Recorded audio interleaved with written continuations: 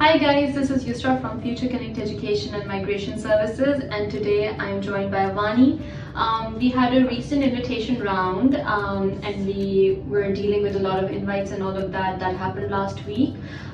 So we wanted to have a chat about that. First of all, can you tell me an overview of the situation state-wise? How is it looking and what kinds of invitations and what occupations were in focus? Yes, we did have a recent invitation round last week for 190 visas. The invitation round was exceptionally good for candidates that has been waiting for an invitation for a period of time.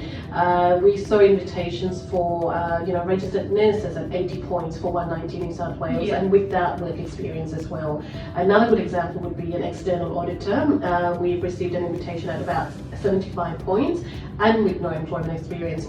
So if you compare these to 2 years back, the competition was massive. Exactly. So for an external auditor to be invited, they needed to be on 100 and 105 points or even higher, and anyone that had relevant experience was being invited, right? So you can see the pattern post-pandemic. We can see a lot of changes. We can see that occupations that were competitive in the past are being invited on lower invitation points. So it's looking good. Can you elaborate on some of the occupations that were invited without an experience? Because there are a lot of people who had the relevant qualification and also met the ENSCO criteria for skills assessment, but currently were not employed due to the circumstances created by the pandemic, or were pursuing maybe their study. So the professional occupations, you've got mechanical engineers, you've got some civil engineers were invited, you've got registered nurses, you've got welfare workers that are currently on the priority list and are currently in demand. They're being invited at 75 points, and to get your skills assessed as a welfare worker, such as community worker or disability support worker, you only need a diploma level to get your skills assessment done, right? So if you are or waiting or have been waiting for an invitation in an occupation that's not receiving invitations, be patient, because if you look at the state allocations, I've got the numbers here, there's still a substantial amount of quotas left for each state, right? So the states that are predominantly with outstanding high numbers in nominations is New South Wales. You also have Western Australia and Victoria as well, right? They've got more than 68% of their allocation still to be handed out.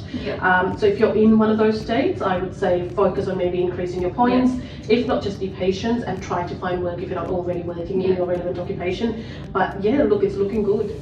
And in terms of states, when we talk about which state has been doing exceptionally well in with the whole migration process, if I could ask you 2 to 3 states, which ones would you name? Based on invitations, look, nomination given from July, last financial year up until end of last year, 31st of December, you can see the most invitations were sent out from South Australia. Correct, that's right. And then Victoria, and then you've got ACT and New South Wales. Now, having said that, you can also see New South Wales still has over 86% of the allocations left for this financial year. So if you're in New South Wales, there's still hope. There is, exactly. Yes, that's right. Alright, another question that I would like to ask now is that a lot of students would be incoming this year, and most students are then interested in getting courses that would be leading to PR. So based on the stats over here, I see that maybe a master's or a bachelor's in nursing would be a good pathway to go for, or a master's or bachelor's or even a diploma in community services would be a good pathway to choose. Something in information technology, systems management, cybersecurity would be good pathways. And even I think diploma level courses such as diploma in hospitality, diploma in kitchen management, things like that would be good for students to pursue, right? Because they are leading to PR these days. Of course. So the diploma in hospitality management obviously will need to come with a certificate 4 or certificate 3 leading to one of the chef or cook occupations. But yes, they are highly in demand, because you can see that chefs were invited at 75 points and cooks at 70, right? And again, welfare workers, going back to that, you only need a diploma level study to become a welfare worker. But like you said, if you wanted to do a bachelor's in nursing or master's in nursing because you've got previous employment experience from overseas, it definitely will be a good pathway for you because nurses are and health workers are in demand. And look, another occupation would be you've got the pharmacist being invited as well. Cafe restaurant managers, we've got a few that's currently still waiting to receive an invitation. And various motor mechanics and all I've seen in the list. Yeah, so you can see at 65. Yeah. So look, and with some relevant industry experience, but to get your skills assessment, you will to an extent have an experience anyway in one of those trade courses, right? So chefs, motor mechanics, even painting, wall and floor tilers are trade courses that are highly being invited at the moment as well. Yes. Another thing that I would like to ask you there is that those students who have completed their studies, let's say in one of these in-demand occupations right now, and are planning to go on their 485 and looking for like relevant employment opportunities, what would you suggest them? Because a lot of times students make this mistake that after they come on their 485, they're still sticking to the odd job that they were doing or working at a specific place that is not in coherence with the degree that they've studied. Yeah, that's a really good question because a lot of international students, once they finish their studies and they're on their 485, some actually have a plan in place and they follow it through, and of course they get their PR at a quicker pace as opposed to, let's say, someone, as you mentioned, just focuses on doing any work that's available to them. First, determine if your occupation is in demand and what your points you'll be sitting on when you lodge your expression of interest. And if you feel that it's currently at 70-75, I would still say try to get your skills assessment done, still lodge your expression of interest, but at the same time, if you feel, for example, accountants, it was quite competitive in the last 2 years, right?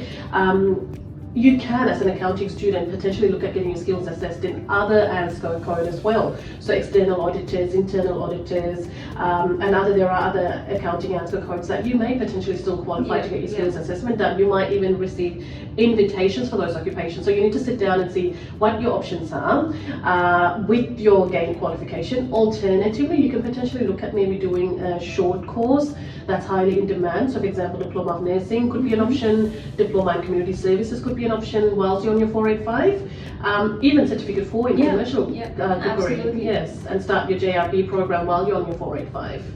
What about other visa subclasses? If you could just comment a little bit briefly on 491 and 189, how are the invitation rounds looking there? So the 491 invitations has been pretty good this financial year, but I don't have the data here in front of me.